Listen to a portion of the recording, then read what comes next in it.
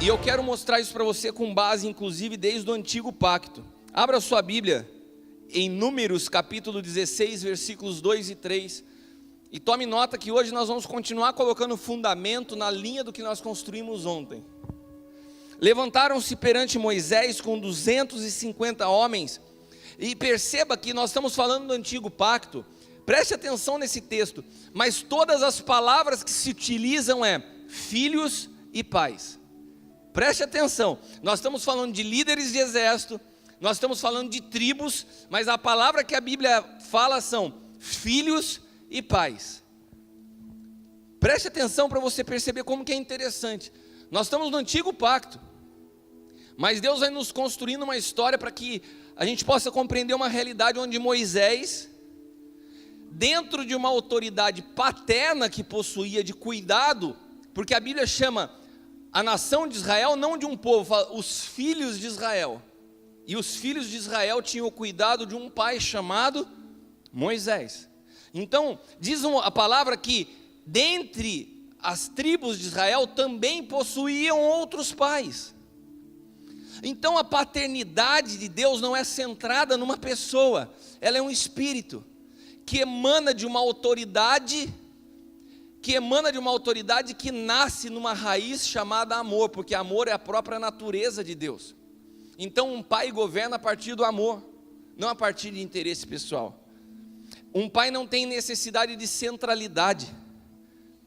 Então dentro da nação de Israel tinham várias tribos que possuíam vários pais. Mas esses caras começaram a se rebelar contra Moisés, que era o pai que cuidava de todos. Começaram a se rebelar contra ele. Repita comigo, rebelião. Rebelião é algo que nasce no inferno.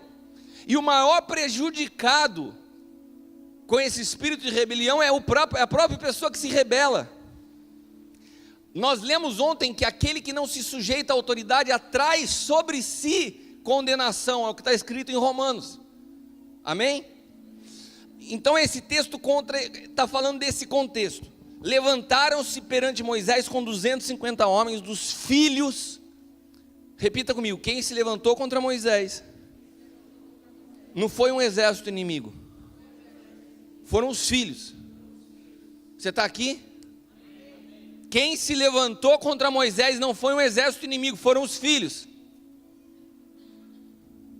Levantaram-se perante Moisés com 250 homens dos filhos de Israel, príncipes da congregação, chamados à assembleia, homens de posição, se congregaram contra Moisés e Arão, e lhes disseram, basta, pois toda a congregação é santa, todos são santos, o Senhor está no meio deles, por que vocês se elevam sobre a congregação do Senhor? Olha a conversinha dos caras. Eram filhos, mas também eram pais, também lideravam outras pessoas. E eles falam assim, basta, aqui todo mundo é santo. Assim como vocês são santos, nós somos. Assim como você ouve a Deus, eu também ouço. Por que você tem que se colocar sobre nós? Primeiro ponto, Moisés nunca se colocou sobre ninguém, ele só obedeceu a voz de Deus para servir um povo cabeça dura que só dava trabalho para ele. Quantos estão de acordo? Daí Moisés dá a vida dele, expõe a vida dele para libertar um povo que era cativo. Esse povo, depois que é liberto, ao invés de olhar o que ele fez, se revolta com a autoridade que ele possuía. Fala, não, eu também sou santo, eu também não sou Deus, por que eu tenho que me submeter a você? Toda rebelião, ela nasce do coração daquele que não quer se sujeitar a uma autoridade. Só que o reino de Deus, como eu falava ontem, é um reino de protocolos. Não tem como você falar que caminha com Deus e não se sujeita a uma autoridade humana. Então esses caras tiveram essa ação terrível contra Moisés. E daí tem um texto incrível que eu quero ler com vocês bem rápido. Números 17, de 1 a 10. Olha o que acontece. Porque Moisés, ele vai então consultar o Senhor. Senhor, o que eu faço? O Senhor me deu um povo para cuidar, eu não me coloquei sobre eles, eu estou só te obedecendo. Os caras são rebeldes, eu cuido deles como um pai, e daí os meus próprios filhos se voltam contra mim, como que eu posso agir? Como que eu posso manifestar uma autoridade que é sua? Eu não quero me impor sobre eles, me ajuda. Foi mais ou menos essa oração de Moisés. Daí o Senhor responde a Moisés, e é esse texto que vamos ler agora. Qual foi a resposta que Deus deu a Moisés? Então falou o Senhor a Moisés dizendo: fala aos filhos de Israel. De novo fala quem? Aos filhos. Fala aos filhos, e toma deles uma vara para cada casa paterna. Olha do que nós estamos tratando aqui nesse texto. Fala aos filhos, e por cada casa paterna você libera um pedaço de galho arrancado da árvore, ou seja, uma vara morta, um tronco sem vida. Um galho que foi cortado da árvore tem vida ou não tem vida? Então nós estamos falando, quando nós falamos de vara, estamos falando de um galho morto, seco, sim ou não? Então ele falou assim, vamos fazer o seguinte: cada casa de Israel, cada casa paterna, cada casa que tem um pai, manda separar um galho seco, morto.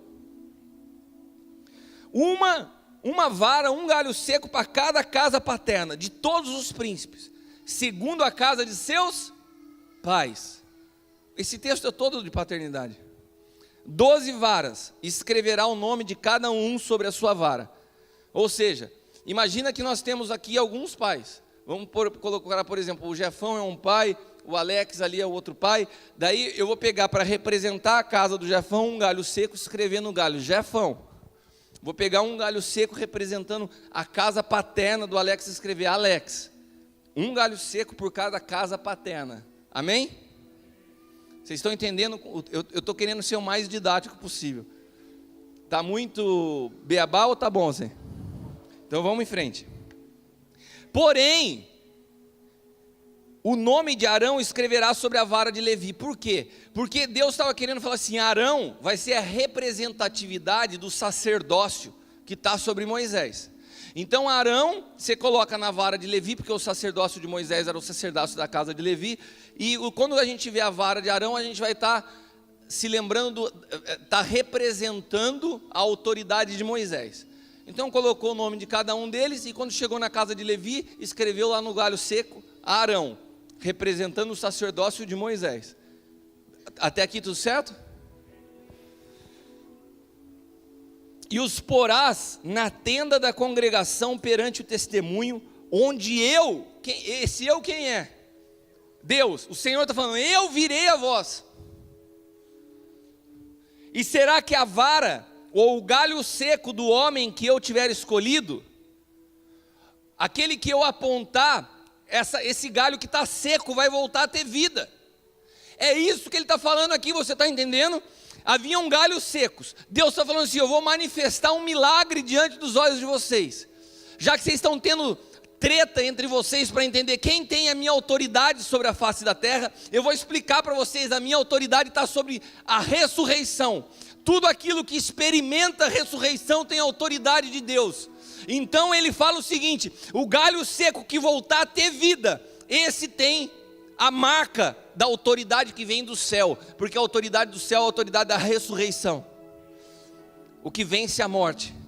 Então você pega um galho seco que volta da flor, ele está experimentando ressurreição. Amém? Será que o galho seco que eu tiver escolhido florescerá, e assim vou fazer cessar as murmurações dos filhos de Israel contra mim. Calma aí, os caras estavam se rebelando contra quem? Contra Moisés. Deus fala assim: assim eu vou cessar toda murmuração contra.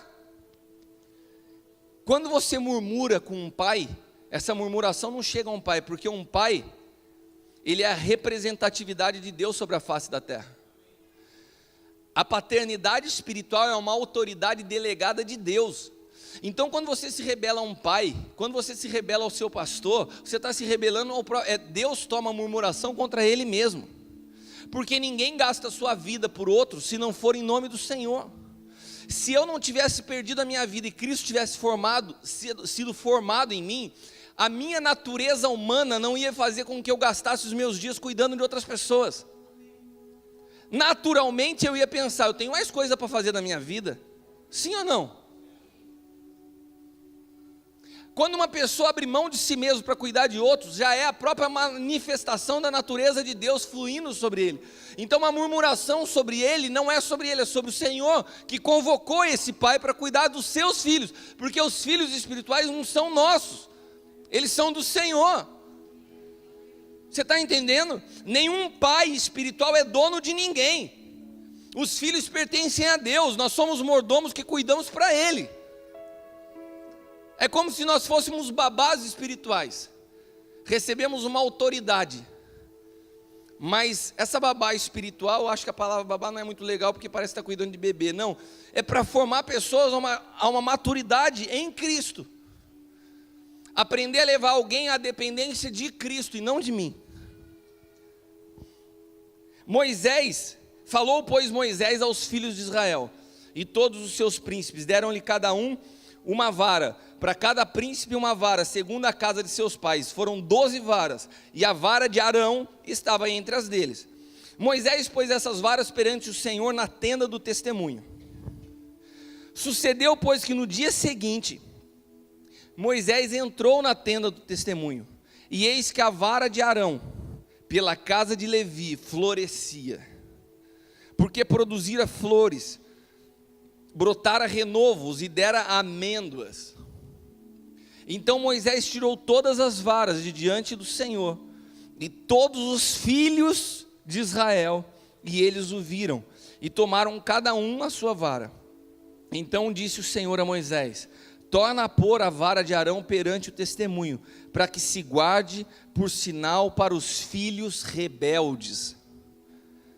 Não é para os estrangeiros rebeldes, não é para os inimigos rebeldes, para os filhos rebeldes. E assim farás acabar as suas murmurações contra mim, e não morrerão. Sabe o que a rebelião de um filho contra o pai produz? Produz morte. Morte espiritual, esfriamento. Quando você começa a se rebelar com o pai, você se atrai maldição sobre você mesmo. Agora entenda que quando eu falo pai, eu estou falando dessa autoridade delegada por Deus que emana de Cristo. É isso que Deus considera como pai.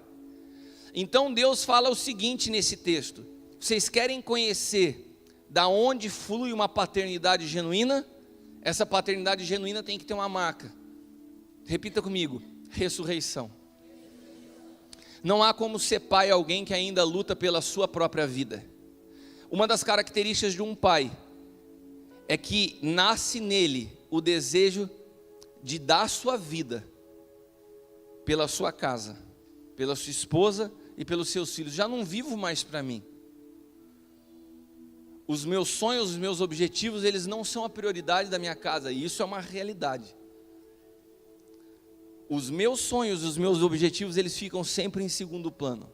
Em todos esses períodos de dificuldade que nós enfrentamos nos últimos anos, todas as vezes que nós estávamos diante de uma oportunidade de comprar algo, a prioridade sempre era minha esposa, meus filhos, e quando dava alguma coisa para mim. Era assim ou não era?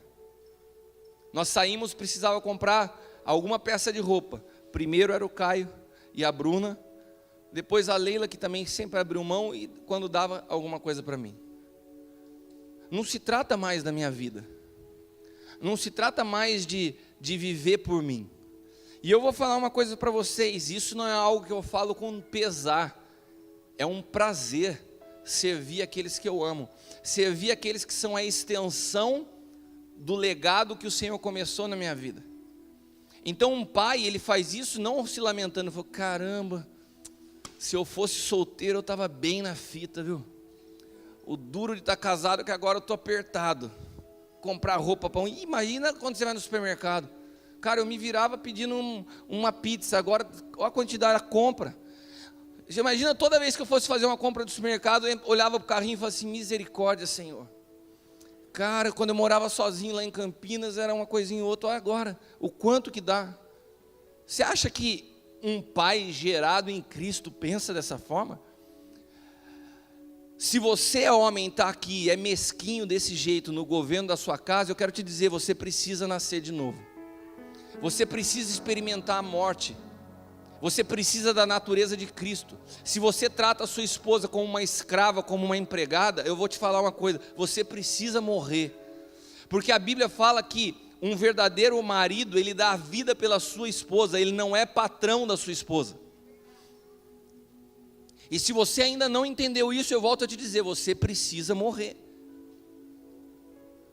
Você está fazendo as coisas de maneira equivocada. Um pai não se move dessa maneira. Um pai não se move por interesses pessoais. Então não é porque a paternidade de Deus teve distorções e se transformou em paternalismo humano de homens que usam do nome de paternidade para manipular, para oprimir pessoas, porque existe os erros, isso não consegue apagar uma verdade eterna que Deus flui através de paternidade.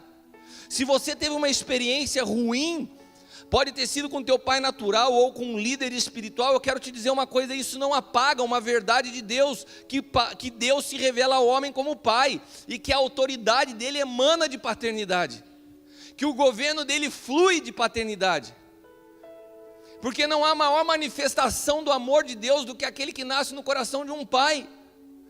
E quando você experimenta cuidar de pessoas como filhos e não como um rebanho de ovelhas, mudam todas as coisas.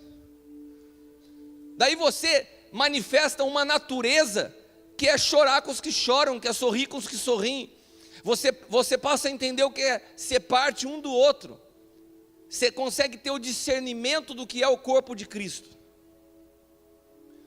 Então nós temos nesse texto um apontamento profético, que a base de uma autoridade está na ressurreição. Um pai é alguém que perdeu sua vida e Cristo foi formado através de uma nova vida, que é a ressurreição. Isso é o que produz autoridade espiritual na vida de um homem. E se você não percebe isso na sua vida, fala: Senhor, eu quero experimentar a cruz na minha vida. Precisamos entrar num tempo de uma ousadia daquilo que é mais importante. Assim como Moisés um dia, ele olhou diante da realidade que ele vivia, tinha o conforto da casa do faraó, ou ele queria de fato viver uma identidade genuína em Deus. Então diz a palavra que ele abriu mão de uma herança visível, para sofrer os vitupérios de Cristo, e uma promessa que era invisível. Eu pergunto a você, homem, que está aqui: você tem disposição de viver a plenitude da vida de Cristo? Porque se você falar assim: eu tenho, é o que eu quero, é o meu maior anseio, então fale de verdade para o Senhor: Senhor, me conduza ao processo da cruz, porque eu preciso morrer para mim mesmo. Não há como continuar vivendo uma paternidade sem que antes você experimente a morte do eu, e que Cristo seja formado em você. Senão você vai estar dentro de uma casa como um faraó e não como um pai. E se você perguntar para sua esposa e para os seus filhos: olha, só para eu entender um pouquinho, eu ouvi essa palavra do apóstolo Cristiano hoje, mas eu me acho um cara tão legal, porque o pior cego é o que não consegue ver, que não sabe. O pior cego é aquele que não sabe, que não vê. Então ele acha que está tudo funcionando perfeito. Eu te faço um desafio: pergunta para tua esposa, para os teus filhos, se eles te veem como um pai ou como um faraó. Você pode se assustar com a resposta. Só que tem uma coisa: se falarem que te veem como faraó, não reaja como um faraó, porque senão eles não vão falar a verdade, vão continuar mentindo de medo de você. Porque tem homens que chegam em casa e eles não produzem alegria, eles produzem medo. E o pai chegou. A mulher fala assim: nossa, ele chegou. Você já imaginou que clima terrível você chegar numa casa e você perceber que todo mundo vai cada um para um canto de medo, e você continua convivendo num ambiente opressor desse, sem perceber que quem causa isso é você mesmo? Vê as pessoas como todas tendo a obrigação de te servir, e daí qualquer lugar que você entra público, você acha que é a sua casa. Então você vem para a igreja e acha que todo mundo tem a obrigação de te servir. Você acha que os pastores têm que estar à tua disposição, que as pessoas têm que sorrir o tempo inteiro para você, e daí é capaz de você ir embora da igreja e falar: ninguém me ama. Não, você é um faraó, você é um mala sem alça que não consegue se olhar no espelho. Porque a primeira experiência que a cruz produz é um processo de autoconhecimento. É como se Deus colocasse diante de você um espelho e falasse assim: olha aí, bonitão, quem você é. Foi a experiência que Isaías teve quando encontrou o Senhor e disse: caramba, olha que homem terrível que eu sou. Eu sou um homem impuro e habito no meio de um povo de impuros lábios. O que aconteceu com Isaías que ele tomou consciência de quem ele era? Seus olhos espirituais foram abertos. A minha oração é para que os teus olhos espirituais se abram, para que você possa perceber a realidade que você vive. Porque só assim nós vamos experimentar uma transformação de uma sociedade. A sociedade se transforma através de uma produção de pais que tem a sua natureza em Cristo. Você arranca a identidade paterna de uma sociedade e você destrói a sociedade. O que eu estou falando aqui é a base da transformação da nossa nação. Começa pela paternidade dentro das casas, nas igrejas. Quanto tempo eu tenho? Não, me fala que eu termino no tempo que você falar. Tá bom, 10 minutos, eu vou terminar. Vamos ler agora um texto também extenso, mas necessário. Gálatas capítulo 4, versículos do 4 ao 28. Você pode abrir sua Bíblia em Gálatas 4.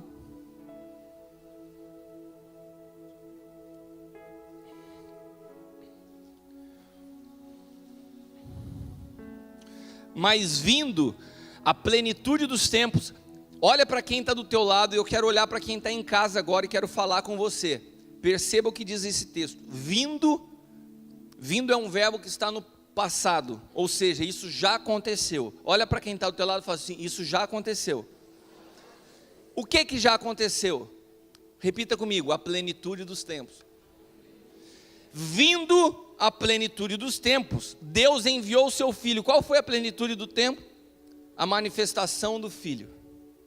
Nascido de mulher, nascido sob a lei, para remir o que estavam debaixo da lei, a fim de recebermos o quê? A adoção de filhos. Olha, a plenitude dos tempos tem a ver com paternidade, tem a ver com transformar uma geração de religiosos em filhos. Quando um homem chega a ter restaurada a identidade de filho, ele alcançou a plenitude do que Deus tem para a vida de um homem. Porque só consegue ter identidade de filho aquele que entrou e que recebeu a Cristo. E porque sois filhos, Deus enviou aos vossos corações o Espírito do seu Filho, que clama: Abba, Pai. Assim que já não és mais servo, mas filho. E se és filho, é também herdeiro de Deus por Cristo. Ou seja, a herança é só uma consequência, o mais importante é a identidade de filho ser restaurada. Mas quando não conhecieis a Deus, serviam aos que por natureza não são deuses. Mas agora conhecendo a Deus, ou antes, sendo conhecidos por Deus, como tornais outra vez a esses rudimentos fracos e pobres, aos quais de novo quereis servir? Guardando dias e meses e tempos e anos, receio de vós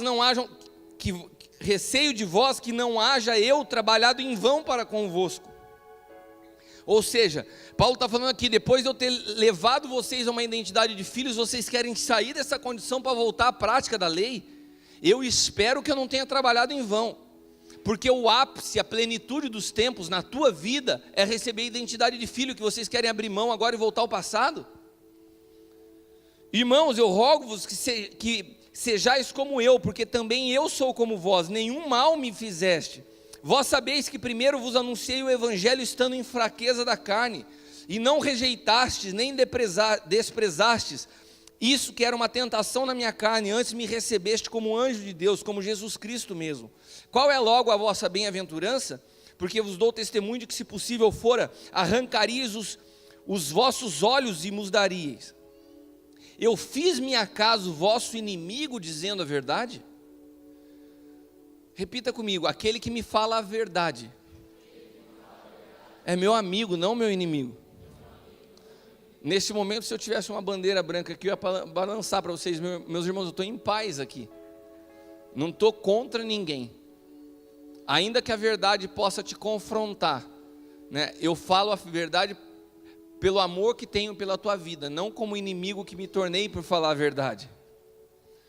Eles têm zelo por vós, não como convém, mas querem excluir-vos para que vós tenhais zelo por eles.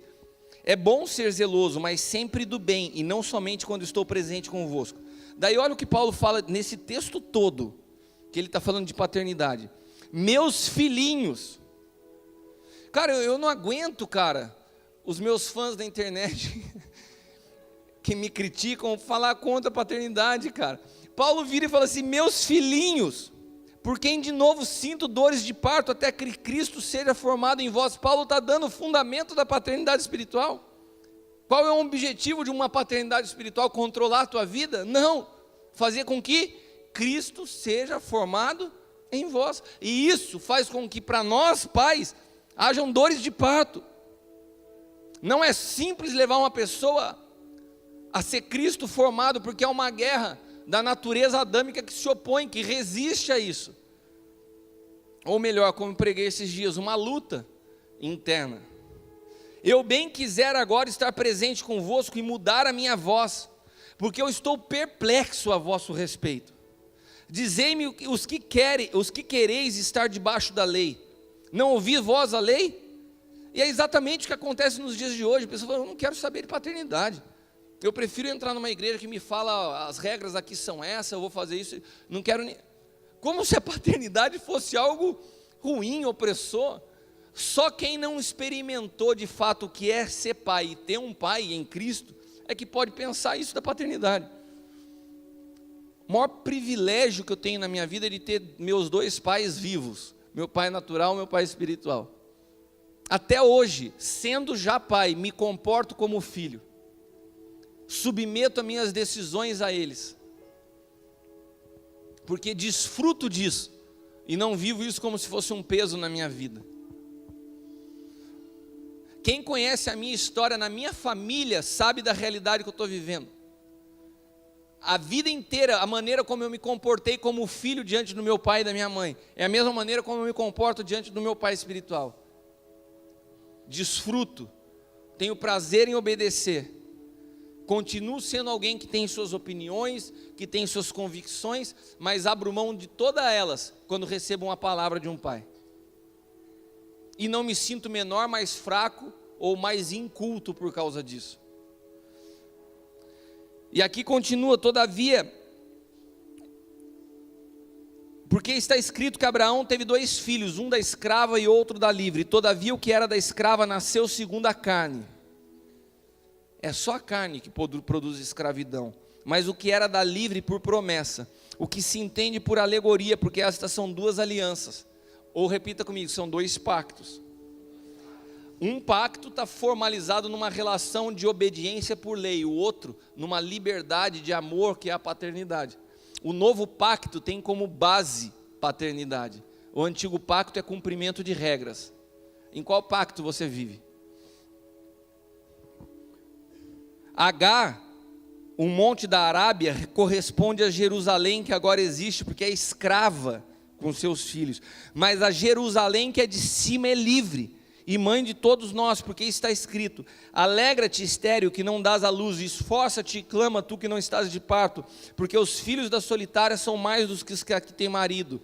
Mas nós, irmãos, somos filhos da promessa como Isaque. Ou seja, Paulo está falando, nós somos filhos dessa nova aliança. Nós estamos num novo pacto, onde os regulamentos não são os hábitos do nosso coração e das nossas atitudes. Nós não nos movemos por regras, mas nos sujeitamos em amor.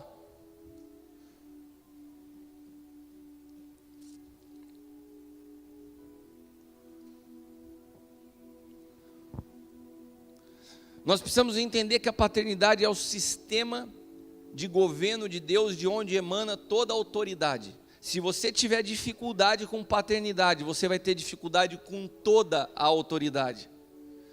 Todo tipo de autoridade vai te incomodar.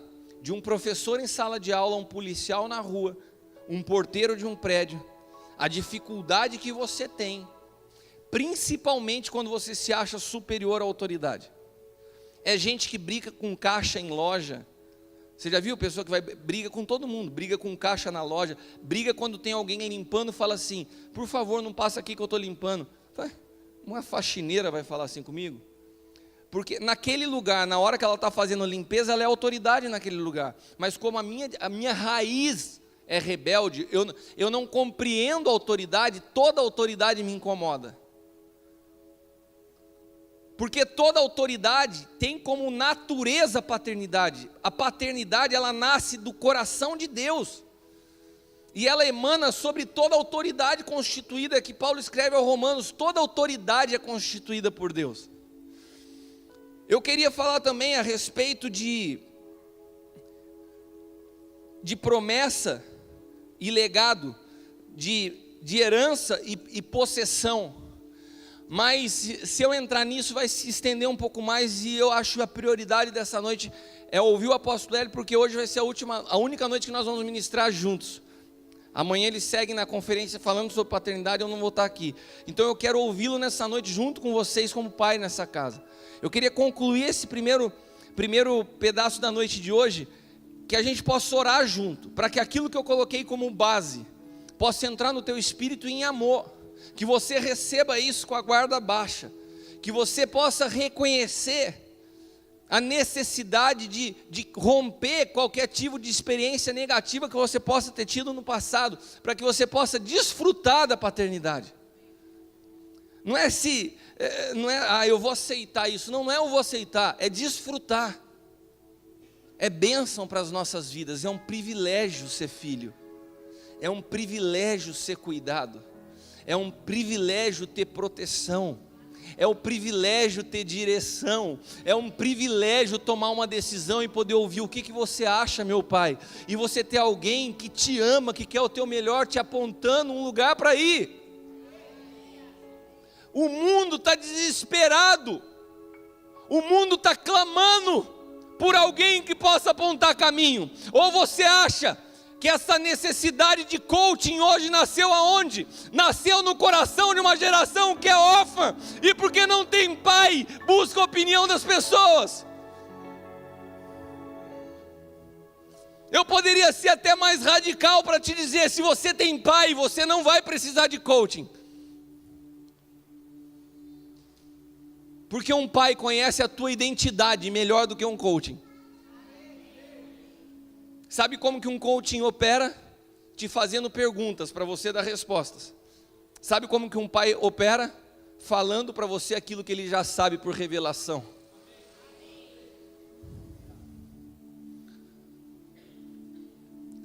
A manifestação desse volume de coaching só aponta a necessidade que nós temos por respostas. E isso é a raiz de uma geração órfã. E nessa casa você tem o privilégio de ter uma unção de paternidade manifestada, desde daquele que é autoridade na casa sobre todos os outros filhos que têm sido preparados como pais. E essa é o espírito desse seminário, de pai para filho. Um pai que prepara caminho, que aplana, que tem prazer em lançar os filhos para que sejam maiores e que possam ir além. Então isso é um motivo de muita alegria, poder participar e viver isso tudo. Amém? Eu queria que nós pudéssemos encerrar esse período orando.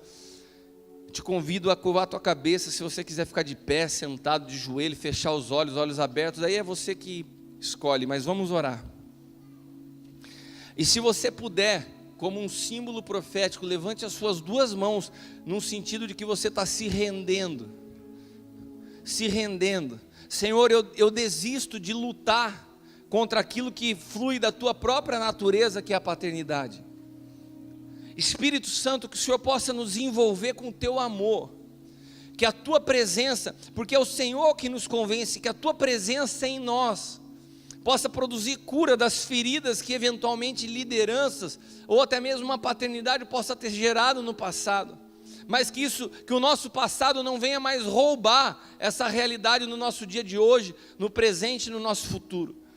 Eu quero declarar que o Espírito profetizado por Malaquias opera essa noite nesse lugar, um tempo de reconciliar o coração dos pais aos filhos e dos filhos aos pais, para que não venham mais maldições sobre os lares, que não venha mais maldição sobre a terra, que não venha mais maldição sobre a nação. Eu profetizo esse tempo de cura na sua vida, na sua casa, na sua família. Eu declaro um relacionamento de paz, de proteção, de amizade, de respeito e confiança. E toda mentira e toda seta do diabo lançada no teu coração e na tua mente contra isso, seja arrancada agora em nome de Jesus. Seja livre de toda visão distorcida de algo que é um presente de Deus e não uma opressão na tua vida. Aqueles que creem digam amém. Amém, aplauda o Senhor.